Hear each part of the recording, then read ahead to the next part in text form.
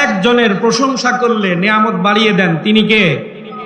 আল্লাহ রাব্বুল আলামিন বলেন, লাইন শাকারতুম লাযীদান্নাকুম ওয়া লাইন কাফারতুম ইন্না আযাবি লাশাদীদ।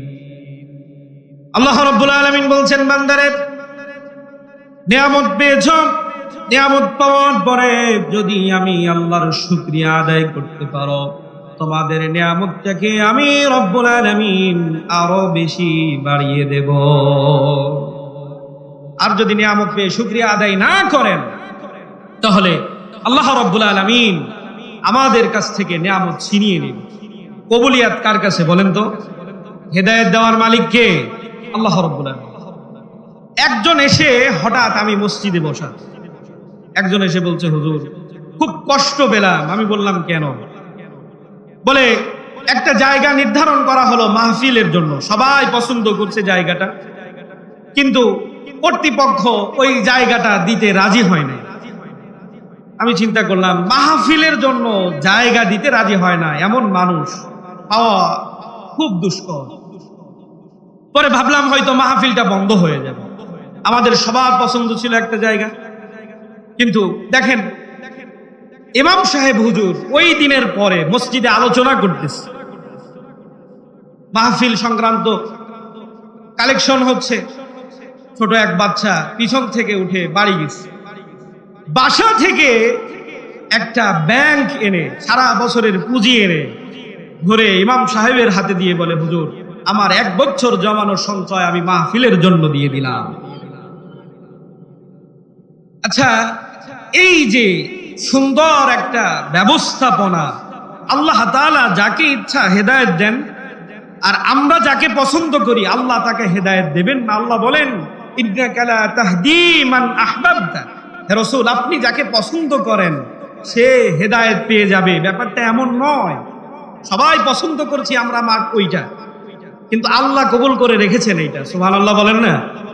তাহলে আল্লাহ রাব্বুল আলামিন বলছেন, আমি যাকে পারি, ইচ্ছা করি তাকেই হেদায়েত দেব। চিল্লায় বলেন সুবহানাল্লাহ। আমরা কালক্ষেপণ না করে সরাসরি আলোচনায় প্রবেশ করি। সূরা আহজাবের একটা আয়াতে কারিমা আপনাদের সামনে 21 পারার শেষ থেকে তেলাওয়াত করেছি। আল্লাহ রাব্বুল আলামিন বলছেন, রাসূলের জীবনীতে তোমাদের জন্য রয়েছে উত্তম আদর্শ। কার জীবনে আদর্শ আমাদের বলেন তো? রাসূল। আজকে আমাদের আলোচনার মূল বিষয় হলো সমাজ গঠনে রাসূলুল্লাহ সাল্লাল্লাহু আলাইহি ওয়াসাল্লামের ভূমিকা, পদক্ষেপ এবং আমাদের করণীয়। আল্লাহ রাব্বুল আলামিন বলেন, লাকাদ কানা লাকুম ফি রাসূলিল্লাহি উসওয়াতুন হাসানা। আল্লাহ রাব্বুল আলামিন বলেন, দুনিয়ার মানুষেরা শোনো, তোমাদের জন্য সর্বোত্তম আদর্শ দিয়েছি রাসূলের মধ্যে। মানুষের জীবন 3টি ধাপে বিভক্ত। কয়টি ধাপে? সবাই বলে না? একটা হলো ব্যক্তিগত জীবন, 2 নাম্বার পারিবারিক জীবন, 3 নাম্বার সামাজিক জীবন। আল্লাহ রাসূল সাল্লাল্লাহু আলাইহি ওয়াসাল্লাম দুনিয়াতে মানুষের এই 3 ধাপে মেহনত করে পরিশুদ্ধ করেছেন। ব্যক্তি জীবন পরিশুদ্ধ করেছেন আল্লাহ রাসূল সাল্লাল্লাহু আলাইহি ওয়াসাল্লাম, পারিবারিক জীবনকে পরিশুদ্ধ করেছেন, সংস্কার করেছেন, সামাজিক জীবনকেও সমানভাবে তিনি সংস্কার করেছেন। আবু দাউদ শরীফ, এছাড়া মিশকাত শরীফে আছে, মুসলিম শরীফে আছে, বুখারী শরীফের কিতাবের মধ্যে এসেছে, আল্লাহর নবীর সাহাবী আমর ইবনে আবি সালামা রাদিয়াল্লাহু তাআলা আনহু, ছোট্ট মানুষ, আল্লাহ রাসূল সাল্লাল্লাহু আলাইহি ওয়াসাল্লামের কোলে বসা। সুবহানাল্লাহ বলেন।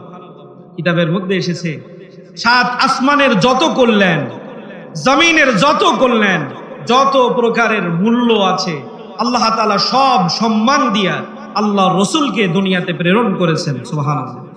তাহলে আল্লাহ রাসূলের কোলটা কত দামি। যে সাহাবী আল্লাহ রাসূলের কোলে বসে আছেন, ছোট্ট মানুষ, সেই সাহাবীটা কত দামি। সাহাবী বলতেছে, দুনিয়ার মানুষ, আমি আল্লাহর নবীর সাথে একসাথে খাওয়া দাওয়া করছিলাম, সামনে প্লেটের মধ্যে খাবার এসেছে, ছোট্ট মানুষ খাইতে গেলে প্লেটের এইদিক ওইদিকে হাত ঢুকায় দেয়। আমিও তার ব্যতিক্রম নয়, আমিও নবীজির সাথে খেতে বসেছি, এদিক ওইদিকে আমার হাতগুলা ঢুকে যাচ্ছে, চলে যাচ্ছে। আল্লাহ নবী ডাক দিয়ে বললেন, ইয়া গোলাম, হে ছেলে। আল্লাহ নবী ডাক দিয়ে বললেন, সাম্মিল্লাহ। খাবারের আদব রক্ষার জন্য আল্লাহর নবী বললেন, সর্বপ্রথম আদব হলো আল্লাহর নামে খাইতে হবে। দেখেন, ব্যক্তি জীবন সংশোধন শুরু করেছেন আল্লাহর নবী। ছোট্ট বাচ্চাকেও ছাড় দেন নাই। আল্লাহর নবী তাকে বলতেছে, তুমি যখন খাবার শুরু করবে তখন বলো বিসমিল্লাহ, ওয়াকুল ইয়ামিনিক ওয়াকুল মিম্মা ইয়ালিক। আল্লাহ নবী বললেন, শোনো, শুধু বিসমিল্লাহ বলে শুরু করলে হবে না, ডান হাত দিয়ে খাবার খাবা। আর যখন তুমি খাবা, একসাথে অনেক মানুষের খাবার যদি এক প্লেটে থাকে, তাহলে তুমি এক জায়গা সামনের দিক থেকে খাবা। সব জায়গা হাতাবা না, সব জায়গা হাতানোর দরকার নেই, এক জায়গা থেকে খাও। এই যে ব্যক্তি জীবন আল্লাহর নবী সংশোধন শুরু করেছেন। নাসাঈ শরীফের হাদিস, ওমর ইবনুল খাত্তাব রাদিয়াল্লাহু তাআলা আনহু বলেন, আল্লাহর নবী ঘর থেকে বের হলেন। ঘর থেকে বের হয়ে এসে দেখলেন একটা যুবকের চুল কাটা চুল। আমাদের যুবকেরাও চুল কাটে না, দেখবেন সব জায়গা থেকে কেটে মাঝখানে একটুখানি রেখে দেন, মাঝখানে সুন্দর মরগে ঝুটি করে রেখে দেন। আল্লাহর নবী বাইরে আসলেন, এসে দেখলেন এক যুবক এইভাবে চুল কেটেছে। আল্লাহর নবী যুবককে ডাক দিলেন, ডেকে বললেন, হ্যাঁ যুবক, শোনো, চুল যদি কাটতে হয় তাহলে সম্পূর্ণটা ছোট করে ফেলো, আর যদি রাখতে হয় তাহলে কোরাটা ধরে রেখে দাও। একদিক থেকে কেটে একদিকে লম্বা করে রাখা, ইসলাম এটাকে বৈধ বলে।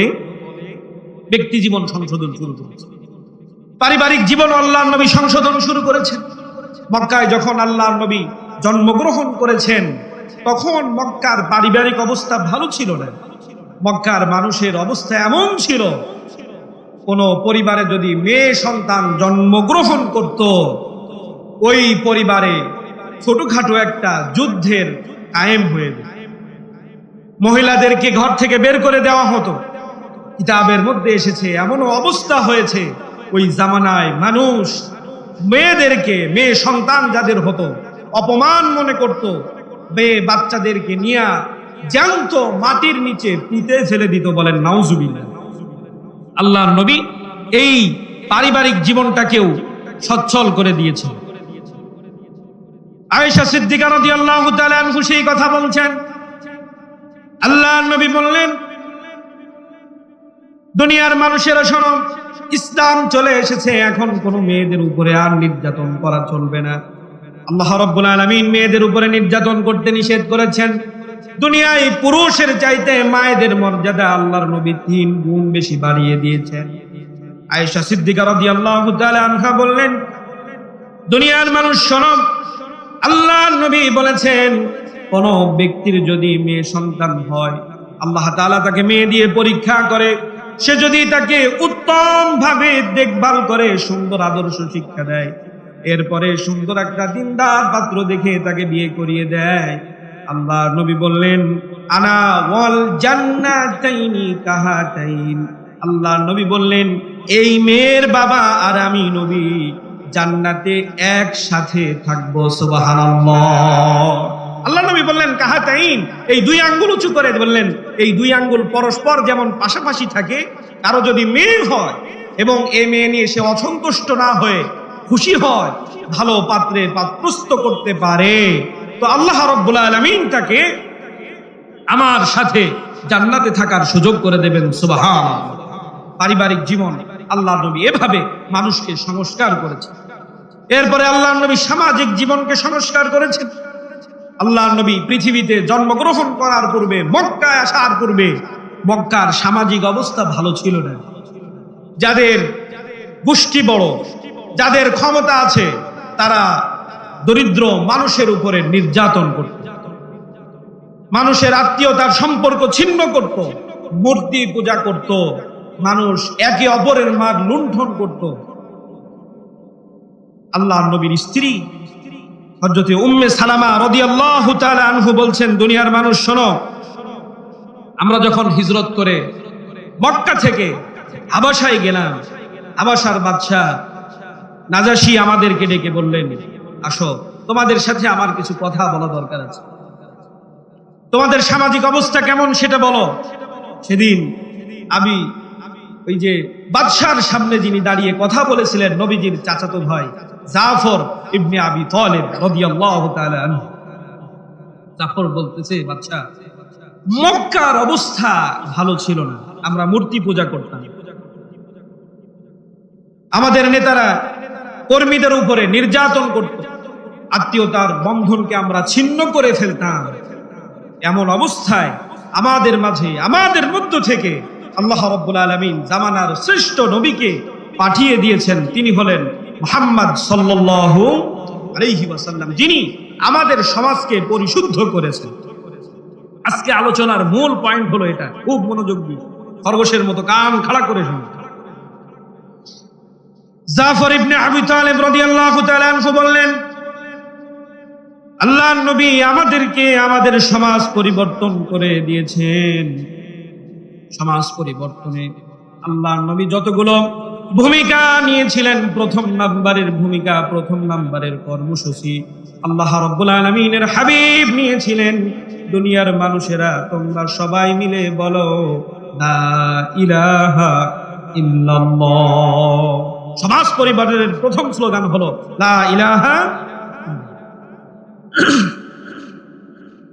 এক এক করে আল্লাহর নবী দাওয়াতি কার্যক্রম শুরু করলেন, ইমানের দাওয়াত দেওয়া শুরু করলেন। কিন্তু মক্কা নগরীর মানুষেরা, মক্কা নগরীর কাফেরেরা এটাকে মেনে নেয় নাই। আল্লাহর নবী যখন দাওয়াত দিচ্ছিলেন,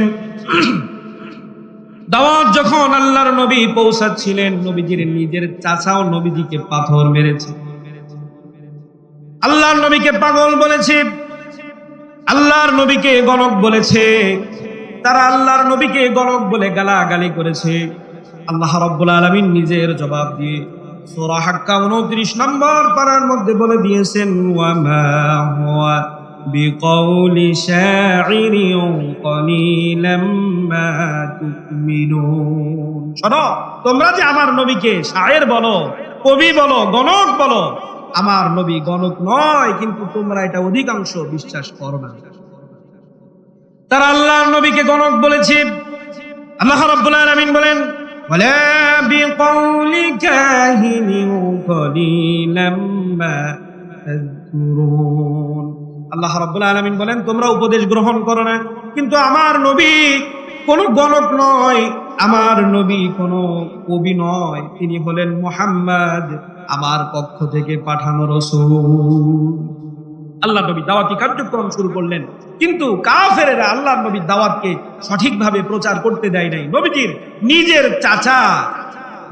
নিজের চাচা পিছন থেকে পাথর মেরেছে। সূরা লাহাব এর তাফসীর আপনারা জানেন। এক এক করে যখন আল্লাহর নবীকে পাথর নিক্ষেপ করা হচ্ছে, চারিপাশে খবর ছড়িয়ে দিয়েছে, হজের সময় এসেছে, সব কাফেরেরা খবর ছড়িয়েছে, শোনো, মক্কায় একটা পাগল আছে, বলেন নাউজুবিল্লাহ। এই পাগল যা বলে, বাইরে থেকে তোমরা যারা আসছো কেউ তার কথা শুনবে না। দূর থেকে একজন ঝাড়ফুঁক করেনেওয়ালা কবিরাজ বলি আমরা যাকে, এই শ্রেণীর একজন ব্যক্তি আসছে, যার নাম হলো জিমাদ। মুসলিম শরীফে এসেছে, এই ব্যক্তির নাম হলো জিমাদ। কি বললাম? জিমাদ। জিমাদ আসার পরে লোকজন বলতেছে, এই শোনো, একজন ব্যক্তি আছে, সবার কাছেও যদি যাও ওই ব্যক্তির কাছে যেও না, সে হলো মুহাম্মদ। জিমাদ বলে, কেন কেন যাব না? বলে, ওই ব্যক্তির মাথা ঠিক নেই। কি জানো বলে, উল্টো পাল্টা মানুষের মধ্যে প্রচার করছে, বাপ দাদার ধর্মকে মিটিয়ে দেওয়ার জন্য পায়তারা করতেছে, খবরদার তার কাছে যেও না। জিমাদ বলছে, সমস্যা নাই, আমি খুব ভালো ঝাড়ফুঁক করতে পারি, যদি আমার সাথে তার দেখা হয়ে যায়, আমি যদি তাকে ঝেড়ে দেই, অবশ্যই সে সুস্থ হয়ে যাবে, আমাকে নিয়ে চলো। জিমাদ গেছে। আল্লাহর নবীর সামনে যাওয়ার পরে নবীজির চেহারা দেখে আপনাদের কি মনে হয়, এটা কি পাগলের চেহারা? কথা বলে না। জিমাদ তো থমকে গেছে। জিমাদ কিছু বলার আগে আল্লাহর নবী বলছেন, জিমাদ, আমি তোমার কথা বলার আগে আমি কিছু বলতে চাই। জিমাত বলতেছে, মুহাম্মদ চিন্তার কোনো কারণ নাই, আমি শুনেছি তোমার সমস্যা, যদি আমি ঝাড়ফুঁক করে দেই তাহলে তুমি ভালো হয়ে যাবে, বলো আমি কি তোমার ঝাড়ফুঁক শুরু করতে পারি? আল্লাহ নবী বলতেছেন, জিমাত তুমি আমাকে ঝাড়ফুঁক করবা, তার আগে আমি তোমাকে কিছু কথা শোনাতে চাই। জিমাত বলতেছে, হ্যাঁ শোনান। আল্লাহ নবী শুরু করলেন, ইন্নাল হামদালিল্লাহ নাহমাদুহু ওয়া নাস্তাঈনুহু ওয়া নাস্তাগফিরুহু ওয়া নাশহাদু আন লা ইলাহা ইল্লাল্লাহু ওয়াহদাহু লা শারীকা লাহু ওয়া নাশহাদু আন্না সাইয়্যিদানা মুহাম্মাদান আবদুহু ওয়া রাসূলুহু। জিমাত যখন এই কথা শুনেছে, জিমাত আল্লাহর নবীকে বলছে, মুহাম্মদ কি বললা, শব্দগুলা তুমি আবার বলো। আল্লাহর নবী আবার বলতেছে, ইন্নাল হামদালিল্লাহ নাহমাদুহু ওয়া নাস্তাঈনুহু ওয়া নাস্তাগফিরুহু। শোনো জিমাত, আমি আল্লাহর প্রশংসা করছি, যে আল্লাহ প্রশংসিত। শোনো জিমাত, আল্লাহ যাকে হেদায়েত দেয় সে হেদায়েত পেয়ে যাবে, তার পথ হারাবার কিছু নাই। কিন্তু আল্লাহ যাকে পথভ্রষ্ট করে দেয় তাকে পথ দেখানোরও কেউ নাই। আমি সাক্ষ্য দিচ্ছি আল্লাহ ছাড়া কোনো মাবুদ নাই। জিমাত শোনো, আমি এটাও সাক্ষ্য দিচ্ছি আমি মুহাম্মদ শুধু নবী না, আমি আল্লাহর প্রেরিত রাসূল। জিমাত বলতেছে, মুহাম্মদ শব্দগুলো আপনি আবার বলুন। আল্লাহ নবী 3 বার শব্দগুলো বললেন। জিমাত এই শব্দগুলো শোনার পরে আল্লাহর নবীকে লক্ষ্য করে বলছেন, মুহাম্মদ জীবনে অনেক কবির কবিতা শুনেছি, অনেক নেতার বক্তব্য শুনেছি, কিন্তু একটু আগে আপনি যা শোনালেন এর গভীরতা সাগরের অতল গহ্বরে পৌঁছে গেছে। হাতটা বাড়িয়ে দেন, দেরি কইরেন না। এমন মানুষ পাগল হতে পারে না, আমাকে মুসলমান বানায়া পড়ায়া দেন লা ইলাহা। একটু জিকির করেন সুবহানাল্লাহ।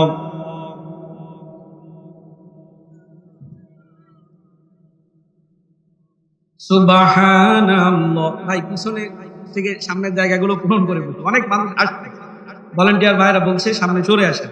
আলহামদুলিল্লাহ, চলে আসেন। ভালোবেসে যদি তুমি ক্ষমা করে দাও, আমি মুক্তি পেয়ে যাব বিচারের দিন, আমি মুক্তি পেয়ে যাব বিচারের দিন। আমাকে শহীদ করে নিও, তার বিনিময়ে যত দুঃখ ব্যথা দাও দিও। কোনদিন বলবো না কোনো কথাই যদি তোমার রাহে হয় জীবন বিলীন, যদি তোমার রাহে হয় জীবন বিলীন। ভালোবেসে যদি তুমি ক্ষমা করে দাও, আমি মুক্তি পেয়ে যাব বিচারের দিন, আমি মুক্তি পেয়ে যাব বিচারের দিন।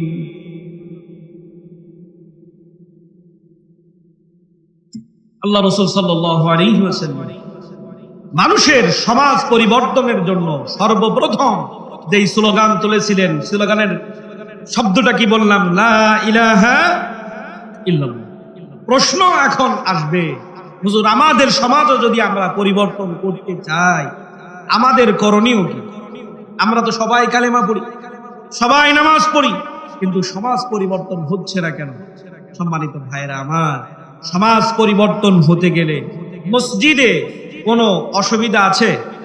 মসজিদে আইন চলে কার? কথা বলে না কার? নামাজ কার হুকুমে হয়? আল্লাহর হুকুমে হয়। এজন্য মসজিদ কোনো অসুবিধা নেই। জমিনের মধ্যে এত অসুবিধা কেন? জমিনের মধ্যে এত অসুবিধা হওয়ার কারণ হলো এই জমিন আল্লাহর, কিন্তু জমিনে আইন চলে না তার। জমিনে যদি শান্তি ফিরিয়ে আনতে হয় তাহলে এই জমিনের মধ্যে কার আইন প্রতিষ্ঠা করতে হবে বলেন তো? আল্লাহ রাব্বুল আলামিন বলেন, আলা লাহুল খালকু ওয়াল আমরু তাবারাকাল্লাহু রাব্বুল আলামিন। দুনিয়ার মানুষ সব সৃষ্টি করেছি আমি, তোমাদের সমাজ তৈরি করেছি আমি, দুনিয়ার জমিন আমার, পৃথিবী আমার, সংসদ ভবনের মালিকও আমি। সুতরাং যে জায়গার মালিক রয়েছে আমি, ওই জায়গার মধ্যে আইন চলবে আমি আল্লাহ। ইনিল হুকমু ইল্লা লিল্লাহ। হুকুম দেওয়ার মালিক, আইন দেওয়ার মালিক, বিধান দেওয়ার মালিক কে? আল্লাহ। এজন্য যেই দল মত আপনি পোষণ করেন, কিন্তু আপনার দলের মূল টার্গেট থাকতে হবে আল্লাহর জমিনে আল্লাহর কোরআনকে প্রতিষ্ঠা করা। যদি আপনি এই দল না করেন তাহলে আপনি বৃথা। কেন বৃথা? আল্লাহ রাব্বুল আলামিন জমিনের ক্ষমতা পাইলে তাদের দায়িত্ব কর্মসূচি কি হবে সেটাও কোরআনে বলে দিয়েছে। আল্লাহ বলেন, আল্লাযীনা ইম্মাক্কান্নাহুম ফিল আরদি ইয়াকামুস সালাহ ওয়া আতাউয যাকাত। দুনিয়ার মানুষ শোনো, প্রথম কথা হলো তোমরা এমন কোন দল সাপোর্ট করো যেই দল কোরআনের আইন প্রতিষ্ঠা করতে চায়, আর যাদেরকে আমি আল্লাহ দুনিয়ার ক্ষমতা দান করব তাদের জন্য 4টা কর্মসূচি হবে। 1 নম্বরের কর্মসূচি হবে ওই দলের নেতা সর্বপ্রথম বলবে, দুনিয়ার মানুষ তোমাদের প্রদেশ সবার জন্য প্রথম ফরজ হলো নামাজ। ইম্মাক্কান্নাহুম ফিল আরদি আকামুস সালাহ, নামাজ প্রতিষ্ঠা করবে, ওয়া আতাউয যাকাত, যাকাত প্রতিষ্ঠা করবে। আল্লাহ রাব্বুল আলামিন বলছেন এরপরে তারা সৎ কাজের আদেশ করবে, অসৎ কাজের নিষেধ করবে। এই 4টা কর্মসূচি যেই দলের মধ্যে পাবেন, চোখ বুজে ছিল ওইখানে মেরে দেবে। কথা বোঝাতে পেরেছি? অনেকে প্রশ্ন,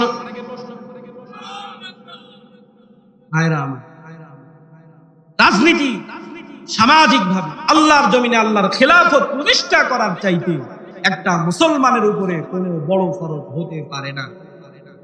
এই জমিনে আল্লাহর দ্বীন প্রতিষ্ঠা করতে যে রোজার মাসে রোজা ছেড়ে দেওয়ার প্রয়োজন হয়েছে, নামাজ 2 ওয়াক্ত একসাথে পড়ার প্রয়োজন হয়েছে, তবুও আল্লাহর জমিনে আল্লাহর দ্বীন প্রতিষ্ঠার কাজে আল্লাহর নবী পিছপা হন নাই।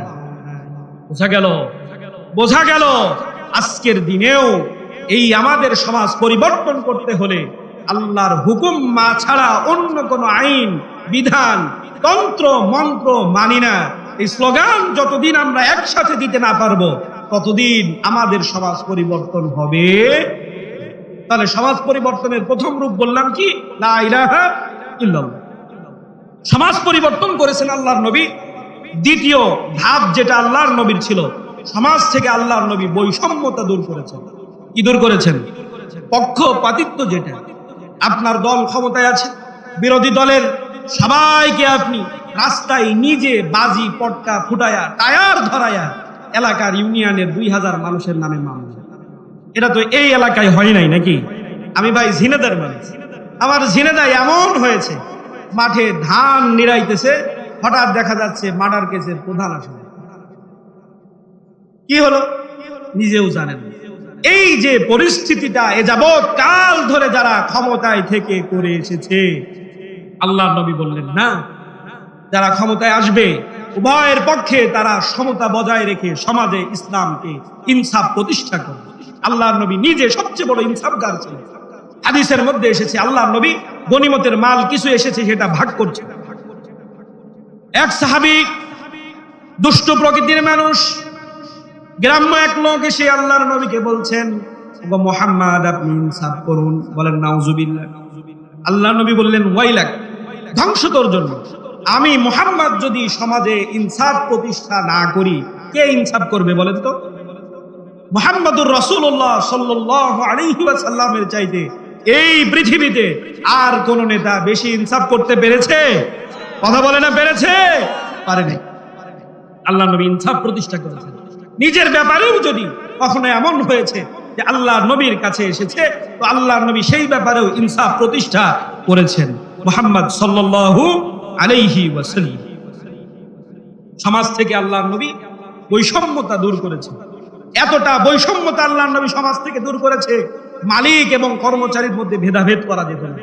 হাদিসের মধ্যে এসেছে আবু যর গিফারি রাদিয়াল্লাহু তাআলা আনহু এর পাশ দিয়ে সাহাবায়ে কেরাম হেঁটে যাচ্ছে, দেখলেন আবু যর গিফারির গায়ে সুন্দর একটা চাদর জড়ানো। লক্ষ্য করে দেখলেন আবু যর গিফারির যারা গোলাম রয়েছে, কাজের মানুষ রয়েছে, তাদের গায়েও একটা চাদর জড়ানো। সাহাবায়ে কেরাম আবু যর গিফারিকে লক্ষ্য করে বললেন, আবু যর, তোমার গায়ে দেখতেছি এত সুন্দর চাদর, আর তোমার কর্মচারীদের গায়ে যে চাদর দেখতেছি, ওগো আবু যর, তুমি যে মালিক, তোমার এই অবস্থাটা তো বোঝা যায় না। আবু যর গিফারি রাদিয়াল্লাহু তাআলা আনহু বললেন, আমিও আল্লাহর নবীর কাছ থেকে এমন একটা ঘটনার শিক্ষা পেয়েছি, যার কারণে সমাজের মধ্যে একে অপরের ভেদাভেদ করাকে আমি ভুলে গিয়েছি। এক গোলাম কাজ করতেছিল, হঠাৎ করে আমি তাকে ডাক দিয়েছি, ইয়া ইবনাস সাউদা, এ কালাইয়ার কুল। আমরা কালু বলি না, কালু এই নামে সাধারণ ভাবে ডাক দিয়েছি, এটা তেমন গালি না। সাধারণ চলিত ভাষায় যেমন ভাবে আমরা বলে ফেলি একজনকে, এই কালু এদিকে। আবু যর গিফারি ডাক দিয়েছে। আল্লাহর নবী দূর থেকে শুনেছেন। আল্লাহর নবী শোনার পরে আবু যর গিফারি রাদিয়াল্লাহু তাআলা আনহুকে ডাক দিয়ে বললেন, আবু যর, তুমি নিজেকে বড় মনে করে, অন্যকে ছোট মনে করে যেই ডাকটা দিলা, আবু যর, তুমি তো কাজটা ভালো করলা না। এটা জাহেলিয়াতের স্বভাব।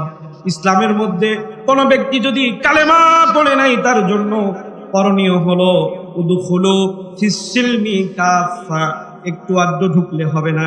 শুধু নামাজ পড়লাম, শুধু রোজা রাখলাম, শুধুমাত্র যাকাত দিলাম, দান করলাম, জিহাদের কথা আসলে ঘোমটা মুড়ি দিয়ে তাসবিহ নিয়ে ঘরে চলে গেলাম, এমন করলে হবে না। নামাজ যেমন সারিবদ্ধ হয়ে পড়তে হবে, আল্লাহর জমিনে দ্বীন কায়েম করার জন্য রাজপথে কাঁধে কাঁধ মিলিয়ে দাঁড়িয়ে যেতে হবে। আবু যর গিফারিকে আল্লাহর নবী বললেন, আবু যর, একে অপরের পার্থক্য করতেছো, অথচ এটা তো ইসলামের করণীয় না। তুমিও মানুষ, সেও মানুষ, এর মধ্যে কোনো পার্থক্য নাই।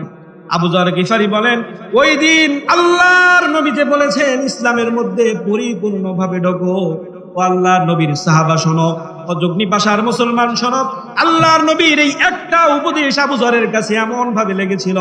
আবু যর গিফারি রাদিয়াল্লাহু তাআলা আনহু এরপরে নিজে যেই পোশাক পরতেন, কর্মচারীদেরকে একই পোশাক পরাতেন, নিজে যেই পাত্রে খাবার খেতেন, কর্মচারীদেরকেও সেই পাত্রে খাবার খেতেন, যেই মানের পোশাক নিজে পরিধান করতেন। এরপরে আবু যর গিফারি কর্মচারীদেরকেও ওই মানের পোশাক পরাতেন। সুবহানাল্লাহ। ইনসাফ এভাবে সমাজের মধ্যে প্রতিষ্ঠা হয়েছে।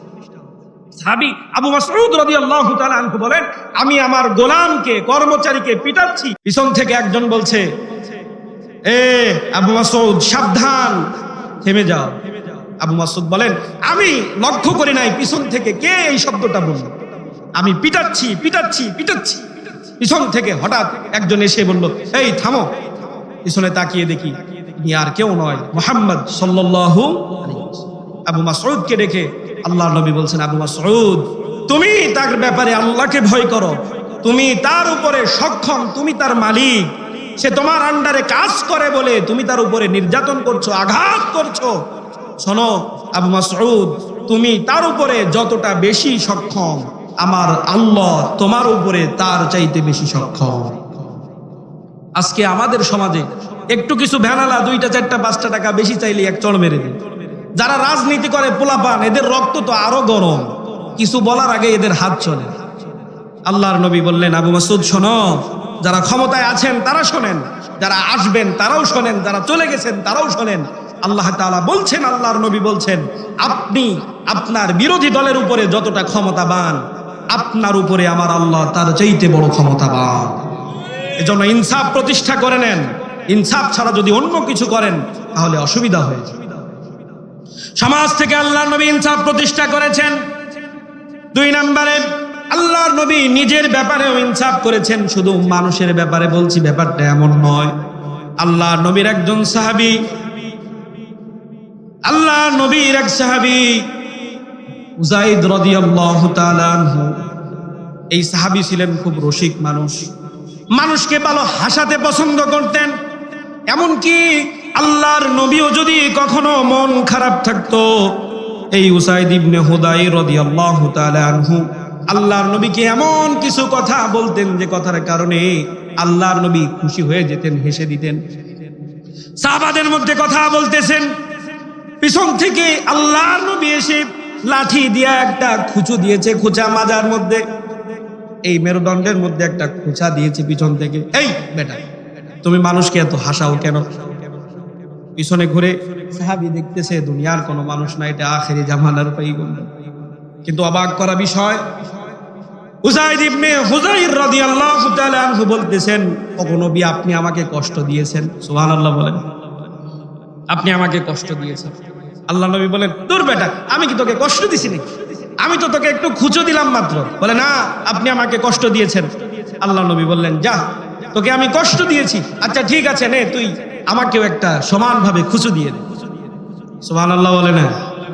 আচ্ছা, আপনাদের এলাকার চেয়ারম্যানের গায়ে পা লাগার পরে যদি চেয়ারম্যান আপনার গায়ে, ধরেন একটু পা লাগছে, আপনি যদি বলেন, চেয়ারম্যান তুমি আমার গায়ে পা দিছো, আমিও তোমার গায়ে দেব, চেয়ারম্যান কিছু না বললেও পিছনে চেলাবেলা যেগুলা আছে ওইগুলা তো মোটামুটি শান্ত থাকবে না নাকি?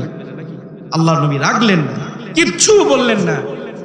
উযাইদ ইবনে হুযাইর রাদিয়াল্লাহু তাআলা আনহুকে বলছেন, আচ্ছা উযাইর, ঠিক আছে, তুমি তোমার ইনসাফ, বৈষম্যতা দূর করে ইনসাফ প্রতিষ্ঠা করো, আমার ব্যাপারে কোনো অভিযোগ তুমি রেখো না, নাও তুমি আমাকে একটা খোঁচা দাও। খুব মনোযোগ দিয়ে কথাটা শুনুন। উযাইদ ইবনে হুযাইর রাদিয়াল্লাহু তাআলা আনহু বলছেন, ইয়া রাসূলুল্লাহ, না, আপনি যখন আমাকে খোঁচাটা পিছন থেকে দিয়েছিলেন তখন আমি খালি গায়ে ছিলাম, আমার শরীরে কোনো কাপড় ছিল না। কাপড় যখন নাই এমন অবস্থায় আপনি আমাকে খোঁচা দিয়েছেন।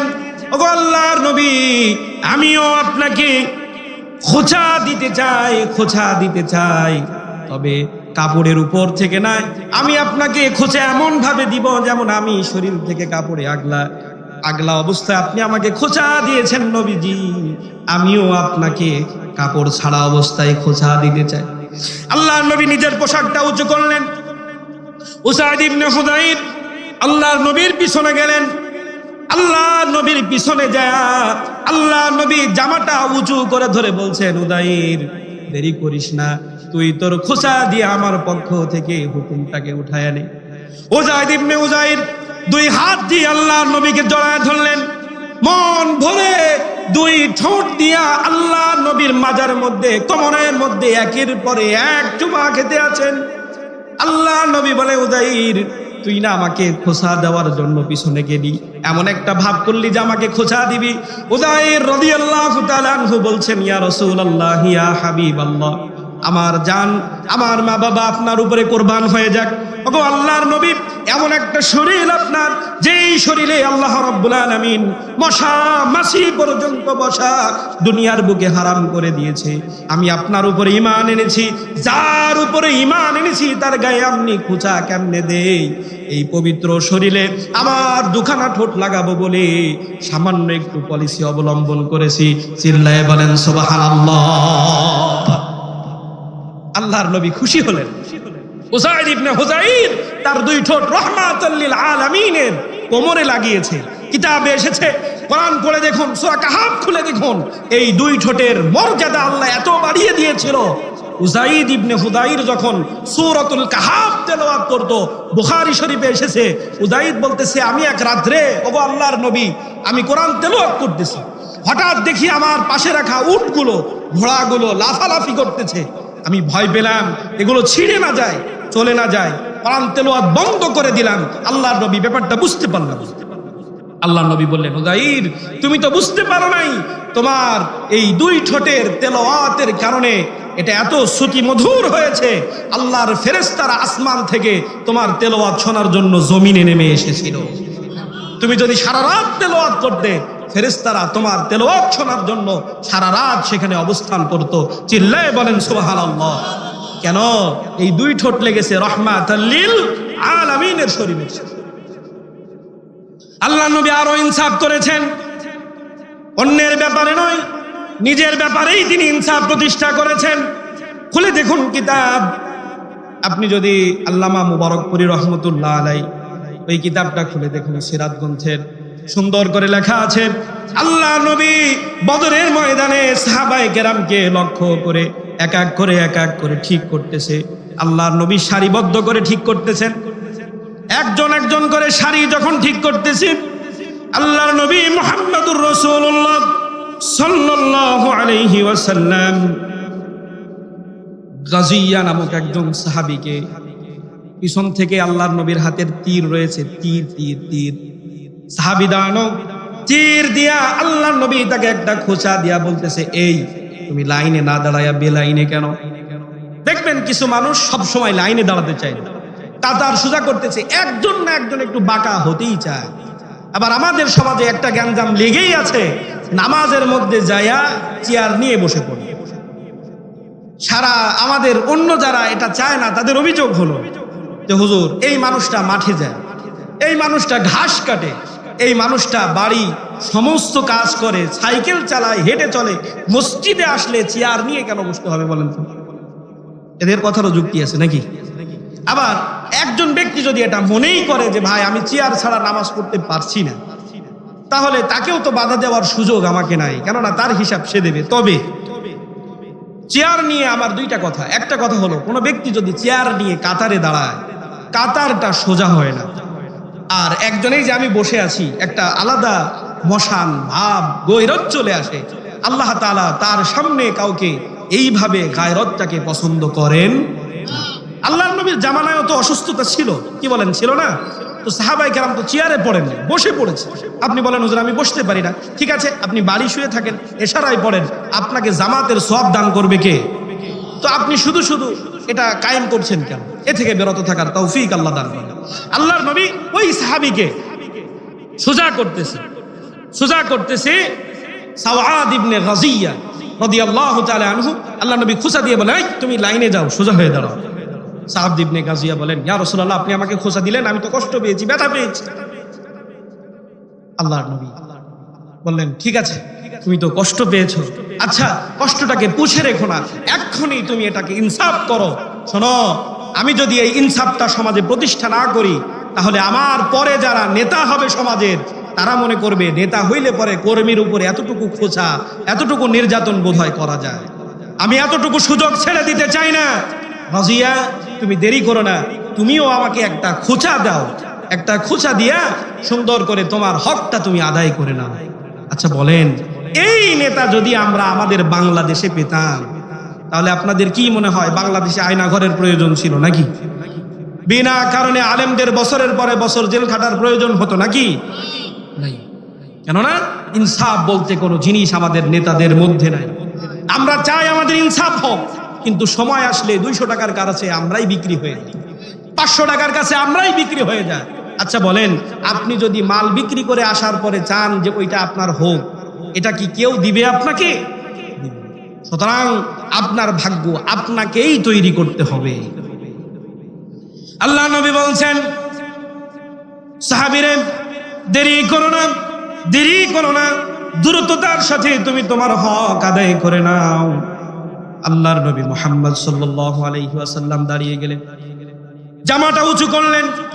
সাহাবী গাজিয়া পিছন থেকে ঘুরে এসে আল্লাহর নবীকে জড়ায় দেয়া সমানভাবে চুমু দিয়েছে।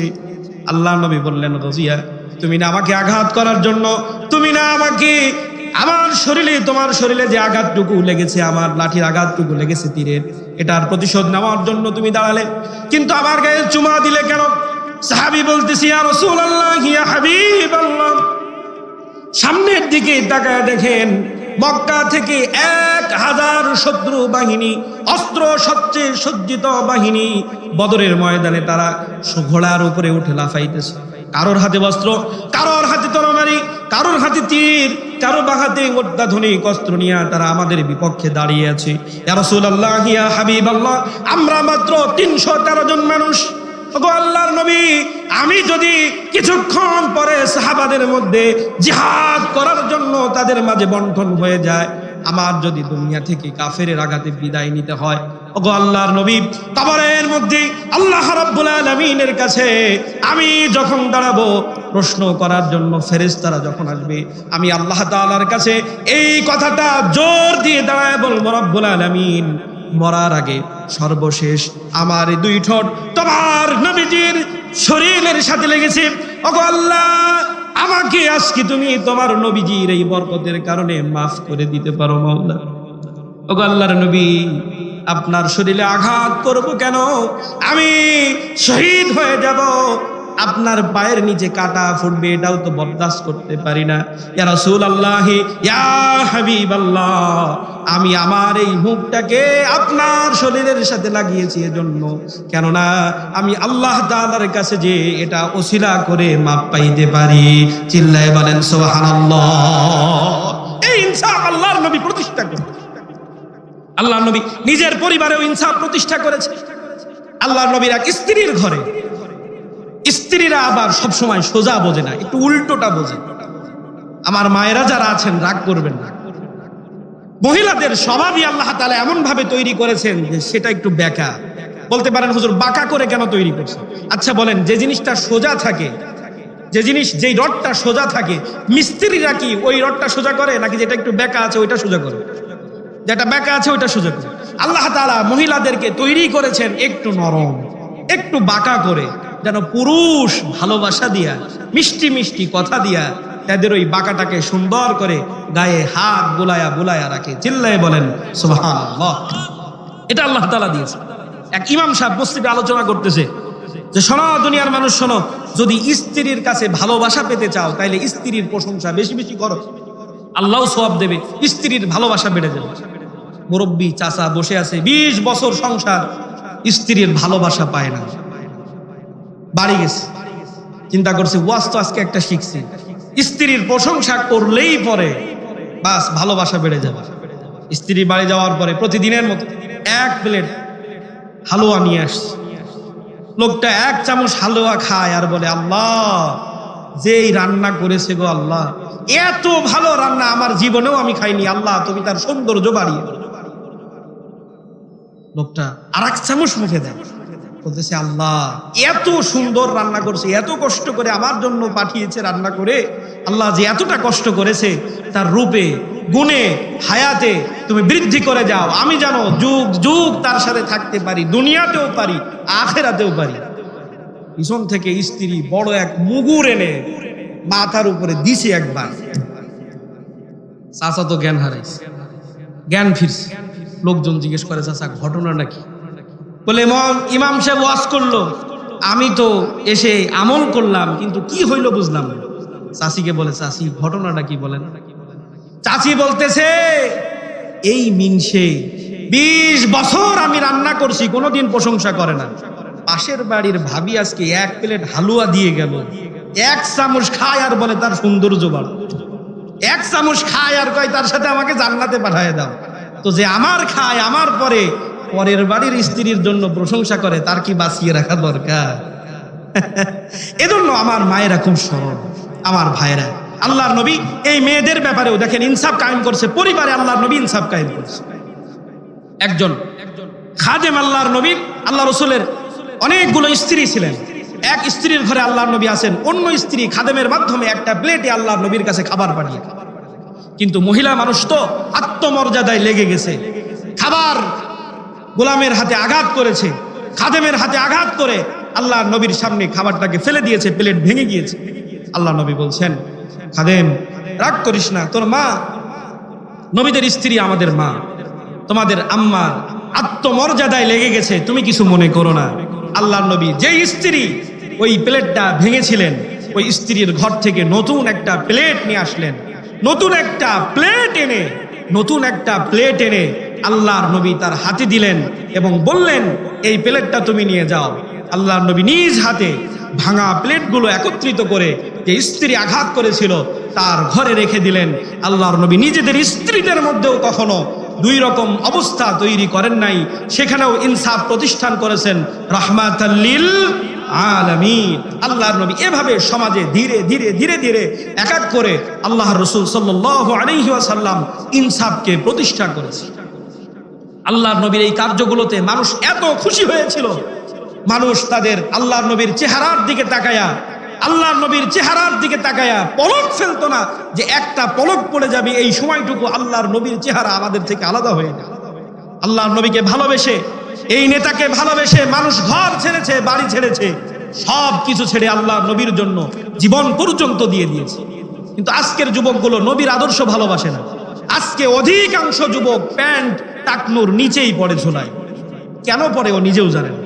অথচ আল্লাহর নবী বলছেন, যারা টাকনুর নিচে কাপড় ঝোলায়া পড়ে, আসফালা মিনাল কাবাইনি ইযহারি ফিন্নার, ওই স্থানটা জাহান্নামের আগুনে জ্বলবে। আচ্ছা যুবক, তোমাকে যদি প্রশ্ন করি কেন পড়ো, তোমার কাছে কোনো উত্তর নাই, এমনিতেই পড়ো। আমি তোমাকে বলি, আল্লাহর নবী নিষেধ করেছেন। আল্লাহর নবী নিষেধ করেছেন। তুমি আল্লাহর নবীর এতটুকু নিষেধ শুনতে পারো না? অথচ তাকাও আব্দুল উজ্জার দিকে, যে আল্লাহর নবীর প্রতি ঈমান এনে বাড়ি ছেড়েছিল। সাহাবী আব্দুল উজ্জা আল্লাহর নবীর প্রতি কালেমা পড়লেন, চাচার কাছে আসলেন। চাচা তাকে ঘর দিয়েছিল, বাড়ি দিয়েছিল, থাকার জন্য বাসস্থান দিয়েছিল, সব দিয়েছিল। আল্লাহর নবী মুহাম্মদুর রাসূলুল্লাহর জন্য সব কিছু ছাড়লেন। চাচা বললেন, ভাতিজা শুনলাম তুমি নাকি মুহাম্মাদের উপরে ঈমান আনছো। আব্দুল উজ্জা বলে, চাচা আমার বিশ্বাস শুধু আমি না, আপনিও আমার সাথে ঈমান আনবেন, এজন্য অপেক্ষা করছিলাম। চাচা বললেন, কোশ্চিন কালেও আমি ঈমান আনবো না। আব্দুল উজ্জা বলতেছে, চাচা আপনি যদি ঈমান নাও আনেন, আমি আপনাকে সাক্ষী রেখে পড়লাম লা ইলাহা।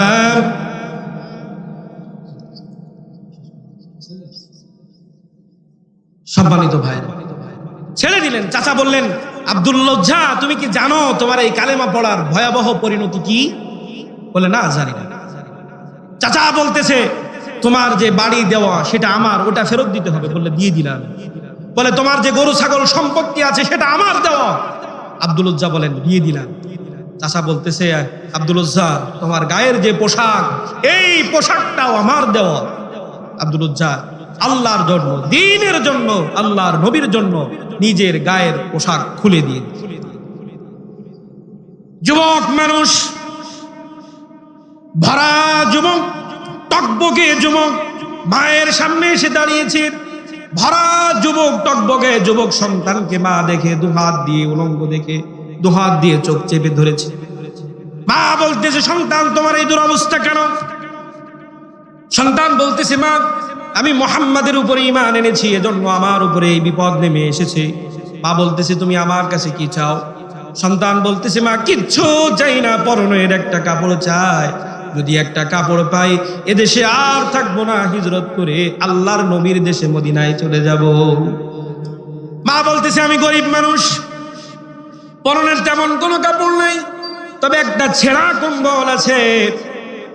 মা ঘরে গেলেন, কম্বলটা এনে আব্দুল্লাহর হাতে দিলেন। আব্দুল্লাহ কোন রকম দুইটা ভাত ছিঁড়ে একটা গায়ের মধ্যে পেঁচা, কোন রকম আব্রুটা ঢেকে মরুভূমির এক বিশাল পথ পাড়ি দিয়ে, খেয়ে কখনো না খেয়ে, কখনো বাহনে চড়ে, কখনো পায়ে হেঁটে, চুলগুলো উস্কো খুস্কো, চোখগুলো গর্তের মধ্যে চলে গেছে, চুলগুলোতে বালু লেগে আছে, পায়ে কাদা লেগে আছে। এক দীর্ঘ পথ বাড়ি দিয়া আল্লাহর নবীর মসজিদে নববীর সামনে যে দাঁড়িয়ে গেছে। আল্লাহর নবী ঘর থেকে বের হলেন, দেখলেন একজন যুবক, চুলগুলো উস্কো খুস্কো। জিজ্ঞেস করলে, যুবক তোমার পরিচয় কি, কি চাও, কেন এসেছো এখানে? সব ঘটনা খুলে বলা হলো। আল্লাহর নবী তাকে বললেন, আর দেরি করো না, পড়ে নাও তুমি কালেমা পড়ো, লা ইলাহা ইল্লাল্লাহু মুহাম্মাদুর রাসূলুল্লাহ।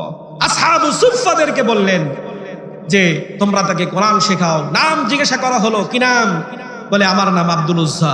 আল্লাহর নবী বলেন, যে মানুষ ঈমানের জন্য, কোরআনের জন্য, রসুলের জন্য ঘর ছাড়তে পারে, মা ছাড়তে পারে, বাবা ছাড়তে পারে, এই মানুষটার নাম আব্দুল উজ্জা হতে পারে না। আব্দুল উজ্জা মানে উজ্জার গোলাম। তোমার নাম আজকে থেকে আমি রেখে দিলাম আব্দুল্লাহ, তুমি আল্লাহর গোলাম। চিল্লায়ে বলেন, আব্দুল্লাহ কোরআন শিখতেছে। সাহাবায়ে কেরাম আল্লাহর নবীর কাছে তাকে কোরআন শিখাচ্ছেন। আসহাবুস সুফফা আছে, কোরআন তেলাওয়াত করতে যে এই আব্দুল্লাহ এত জোরে কোরআন তেলাওয়াত করতেন, এত দ্রুত, এত উচ্চ স্বরে কোরআন তেলাওয়াত করতেন, সাহাবায়ে কেরামের ঘুমের মধ্যে ব্যাঘাত ঘটে যেত। আল্লাহর নবীর কাছে প্রস্তাব দেওয়া হলো, অভিযোগ করা হলো, রব্বুল আলামিন এই যে আব্দুল উজ্জা যাকে আপনি আব্দুল্লাহ নাম দিয়েছেন, এত জোরে কোরআন তেলাওয়াত করে, তার কোরআন তেলাওয়াতের কারণে আমাদের ঘুম মাঝে মাঝে ভেঙে যায়, তাকে আপনি একটু বলে দেন সে যেন আস্তে তেলাওয়াত করে। আল্লাহর নবী বললেন, না, তোমরা তার কোরআন তেলাওয়াতে বাধা দিও না, কেননা সে কোরআনের কারণে এত চড়া দামি ঈমান এনেছে, যার কারণে মক্কা থেকে পরনের পোশাক পর্যন্ত আনতে পারে না, তাকে ছেড়ে দাও কোরআন তেলাওয়াত করতে। ইত্তাবসারে তাবুক যুদ্ধের দামামা বেজে গেল। আল্লাহর নবী রোমান সৈন্যর বিপক্ষে আল্লাহর নবী সাহাবাদেরকে প্রস্তুত করে জিহাদের ময়দানের দিকে চলে গেলেন। আব্দুল উজ্জা, এই যে সাহাবী নামজার আব্দুল্লাহ, কিছু দূর যাওয়ার পরে আল্লাহর নবীর সামনে গিয়ে বলে, ইয়া রাসূলুল্লাহ, ইয়া হাবিবাল্লাহ, আপনি যুদ্ধের জন্য সাহাবায়ে কেরামের কাছে মাল চেয়েছেন, অর্থ চেয়েছেন, কেউ বাড়ি যেয়ে তার সব সম্পত্তি এনে আপনার কাছে দিয়ে দিয়েছে, কেউ তার নাগেরটা, কানেরটা, গলার হার, পায়ের বালা, মাজার বিছুনি, কপালের টিকলি মহিলারা খুলে খুলে আল্লাহর দ্বীন কায়েমের জন্য দান করেছে। তো আমি তো এমন গরিব, এমন কপাল আমার যে আমি আমার বাড়ি থেকে পরনের একটা কাপড়ও আনতে পারি নাই, কিছু নাই। ও আল্লাহর নবী, আপনার কাছে আমি দোয়া চাই, আপনি আমার জন্য দোয়া করে দেন, জিহাদের ময়দানে আমার জীবনটা দিয়ে যেন আমি ইসলামের জন্য সহযোগিতা করতে পারি। আল্লাহর নবী বললেন, আব্দুল্লাহ, একটা গাছের বাকল নিয়ে আসো। একটা গাছের বাকল আনা হলো। আব্দুল্লাহ রাদিয়াল্লাহু তাআলা আনহুর হাতে আল্লাহর নবী গাছের বাকলটা বেঁধে দিয়ে বললেন, রব্বুল আলামিন, আমি আমার সাহাবী আব্দুল্লাহর জন্য কাফেরদের রক্ত হারাম করে দিলাম, তুমিও তাদের জন্য হারাম করে দাও। আব্দুল্লাহ কেঁদে উঠলেন, বললেন, ইয়া রাসূলুল্লাহ, ইচ্ছা ছিল জিহাদের ময়দানে শহীদ হয়ে যাব, কেননা শহীদের চাইতে মর্যাদা সম্পন্ন মওত পৃথিবীতে আর কোনো মওত নাই। আল্লাহ বলেন, শহীদদেরকে তোমরা মৃত বলো না, তারা জীবিত। আব্দুল্লাহ রাদিয়াল্লাহু তাআলা আনহু আল্লাহর নবীর সাথে চললেন জিহাদের ময়দানে। ওদিকে রোমানরা আল্লাহর নবী নিজে জিহাদের ময়দানে এসেছেন শুনে যে বিনা যুদ্ধে তারা ভেগে গেল, বিজয় হয়ে গেল। আল্লাহর নবী সেখানে 20 দিন অপেক্ষা করলেন, চারিদিকে ইসলামের সৌন্দর্য আর দাওয়াতগুলো প্রচার করতে থাকলেন। একদিন আল্লাহর নবীর কানে খবর গেল, ওগো আল্লাহর নবী, যেই সাহাবীর ব্যাপারে আপনি বলেছিলেন বিছানায় পড়ে থেকেও যদি অসুস্থতায় তার মৃত্যু হয় ওই সাহাবী শহীদের মর্যাদা পাবে, আপনার ওই সাহাবী আব্দুল্লাহ আজকে অনেক দিন জ্বরে ভোগার পরে তার বিছানায় সে মৃত্যুবরণ করেছে। আল্লাহ নবী বললেন, তার জানাজার ব্যবস্থা করো, দাফনের ব্যবস্থা করো। জানাজার ব্যবস্থা করা হলো, দাফনের ব্যবস্থা করা হলো। আল্লাহর নবী মুহাম্মদুর রাসূলুল্লাহ নিজে জানাজার নামাজ পড়ায়া কবর খনন করা হলো। কবরের পাশে একজন মানুষ একটা বাতি নিয়ে দাঁড়ায় আছে, টিম টিম করে জ্বলতেছে।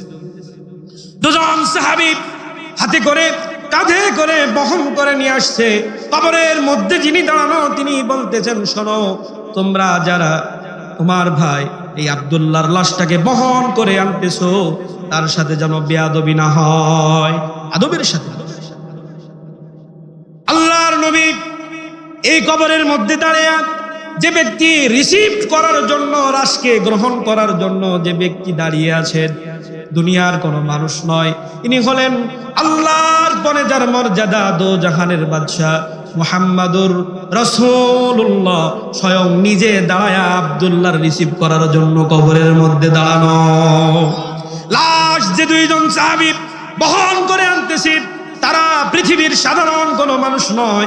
আল্লাহর নবী এখনো যাদেরকে পাশে নিয়ে ঘুমায় আছেন রওজা শরীফে, একজন হলেন সাইয়্যিদুনা আবু বকর সিদ্দিক, দ্বিতীয় জন হলেন ওমর ইবনুল খাত্তাব রাদিয়াল্লাহু তাআলা আনহু।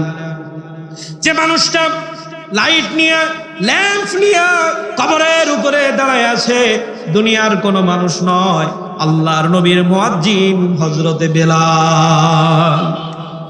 আল্লাহর নবী বলতেছেন, ও আমার আল্লাহ, ওগো রব্বুল আলামিন, আজকের সন্ধ্যা পর্যন্ত আমার এই সাহাবী আব্দুল্লাহ যে মারা গেছে, আমি নবী তার ব্যাপারে সাক্ষী দিচ্ছি, আমি নবী তার উপরে সন্তুষ্ট ছিলাম। ও আমার আল্লাহ, আপনিও আমার এই সাহাবী আব্দুল্লাহর উপরে রাজি আর খুশি হয়ে যান। ওইখানে একজন মানুষ দাঁড়ানো, যার নাম হলো ইবনে মাসউদ, কেঁদে উঠলেন। কেঁদে উঠে বলতেছেন, দুনিয়ার মানুষেরা শোনো, আজকে যদি এই লাশটা আব্দুল্লাহর না হয়ে আমি মাসউদের হতো, ভাগ্য ভালো হয়ে যেত, কপাল খুলে যেত, যার ব্যাপারে আল্লাহর নবী নিজে বলেছেন, আল্লাহ আমিও আমার এই সাহাবীর প্রতি খুশি, সন্তুষ্ট, তুমিও তার উপরে সন্তুষ্ট হয়ে যাও। চিল্লায়ে পড়েন সুবহানাল্লাহ। আমার যুবক ভাইরা, আজকে কয়েকটা যুবক দাঁড়িয়ে যাওয়ার কারণে জালেমের পতন হয়ে গেছে। কয়েকটা যুবক উদ্যোগ নেওয়ার কারণে এ মাহফিল এত সুন্দর সাজে সেজেছে। আল্লাহর কসম, বাংলার জমিনের যুবকেরা যদি দাঁড়িয়ে যায়, এ বাংলার জমিনে কোরআন প্রতিষ্ঠিত হয়ে যাবে। চিল্লায়ে বলেন সুবহানাল্লাহ। নারে তাকবীর, নারে তাকবীর। আমাদের সম্মানিত ভাইরা আমার, এত বড় আয়োজন, আমি শেষ একটা আবদার রেখে, দাবি রেখে মাহফিল থেকে বিদায় নেব। ভাই যারা স্লোগান দিচ্ছেন থেমে যান, আর স্লোগান দরকার নেই, বসে যান, আপনারা মাহফিলে বসে যান, কারো আর বাইরে দরকার নাই, বসে যান।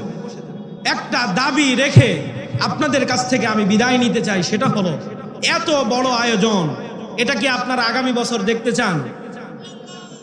একদিন না 2 দিন? সবাই বলে না 2 দিন। আল্লাহ কবুল করে নেন, আমিন বলে না, আর জোরে বলে না আমিন।